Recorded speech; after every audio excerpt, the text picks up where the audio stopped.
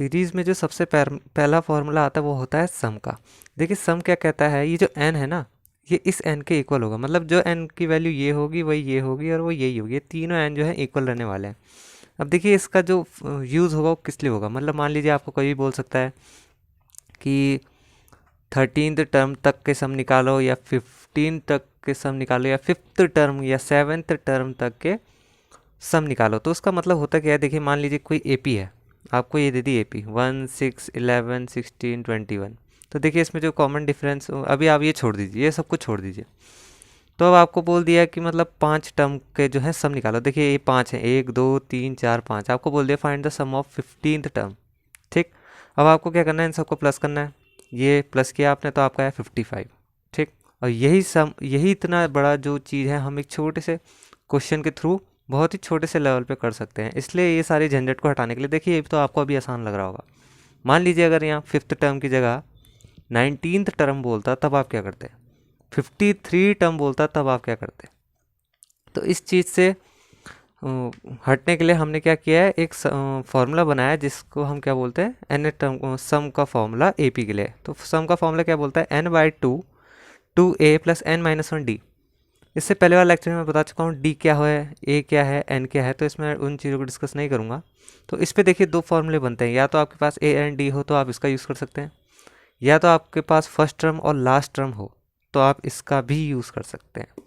चलिए क्वेश्चन देखते हैं। एग्जाम्पल उठाया मैंने, example number 11, sorry example number 10 कर रहे हैं हम। तो उसने बोला था कि find the sum of up to 5th term, ये उसने हमें एग्जाम्पल में बोला था। अब देखिए एन की जगह 5th आएगा क्योंकि 5th टर्म तो उसने निकालने को बोला है। एन की जगह आ गया 5, यहाँ भी 5 आएगा और यहाँ भी 5 आएगा।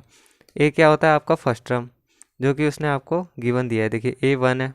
अब डी आपको कैसे निकाला है, मैंने पहले बताया था, second term minus first term, तो डी आ गया आपका 5।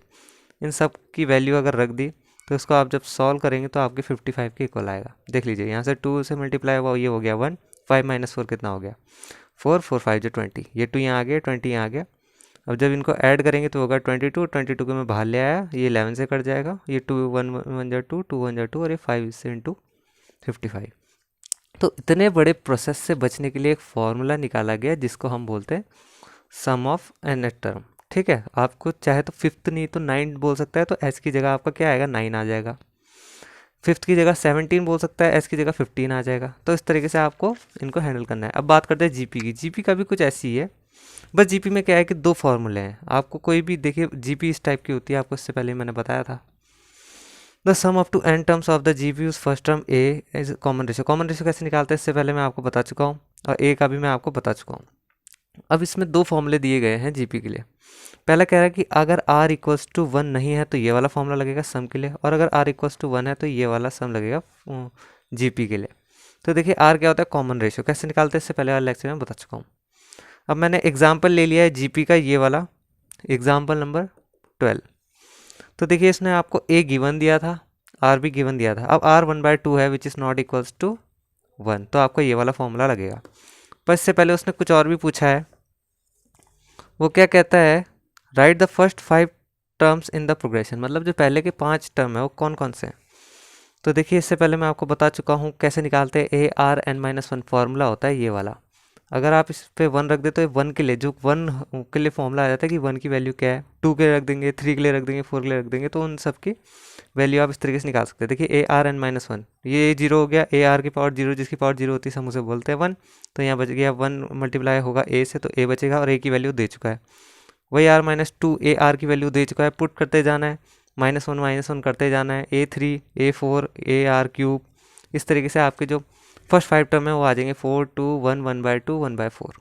ठीक, अब देखिए अब उसने क्या बोला। अब दूसरा क्वेश्चन यही से, पहला क्वेश्चन यहीं पे खत्म हो गया आपका। फर्स्ट 5 टर्म बोले थे उसने आपके निकाल दिया। अब वो क्या कह रहा है, फाइंड द सम ऑफ इस फर्स्ट 10th टर्म। अब देखिए आर जो है 1 के इक्वल तो है नहीं, तो ये वाला आप फॉर्मूला लगाएंगे, एस एन की जगह S10 लगेगा, ए की जगह ए ऑलरेडी आपको गिवन है 4, 1 - RN, आर की जगह 1/2 और n, ये वाला n यहाँ पर भी लगेगा, मतलब 10। वैल्यू रखेंगे 1/2 की पावर 10 को हम लिखते हैं 1/1024, 4 का 4 वैसे ही आएगा। इसको सॉल्व करेंगे, 1 में से हाफ गया, हाफ बचेगा, उसका 2 ऊपर आ जाएगा, तो ये इससे डिवाइड होके ऐसा आ जाएगा। आई होप आपको समझ में आया होगा। इसमें शायद थोड़ी सी दिक्कत होगी तो आप फर्स्ट लेक्चर देखिए, आपको सारा समझ में आएगा ARn-1 कैसे आया। तो इसी में था। आप देखिए एक चीज़ और है, वो कहता है इफ़ GP इज़ इनफाइनाइट। देखिए आपकी जो है फाइनाइट थी, ठीक है। अब फाइनाइट होती क्या है मैं आपको बताता हूँ। देखिए जब भी शुरुआत ऐसे हो और एंडिंग में ऐसा लिखा हो तो इसे बोलते हैं finite series.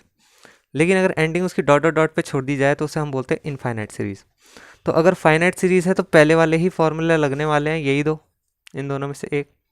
But by chance अगर आपके पास GP जो है इनफाइनाइट दे दी जाए तो आपका ये वाला फॉर्मूला लगता है, जो कि बहुत ईजी है। ए आपके पास गिवन था, आर जो आपके पास कॉमन रेशियो 1/2, तो ए की जगह ए रख दिया, आर की जगह आर रख दिया, सम आ जाएगा और कुछ नहीं है इनफाइनाइट में, ठीक। तो यही है, इनफाइनाइट जब होगा तब आपको ये वाला फॉर्मूला अप्लाई करना है, और फाइनाइट जब होगा तो ये वाला फॉर्मूला अप्लाई करना है। बस आपको देखना है यहाँ पे कि आर जो है 1 के इक्वल टू है या नहीं। इस लेक्चर में इतना ही था। बाकी अब जो बचा है परम्यूटेशन, कॉम्पिटिशन, बाइनोमियल थ्योरम, उसको हम लास्ट के छोटे से लेक्चर में कवर कर देंगे।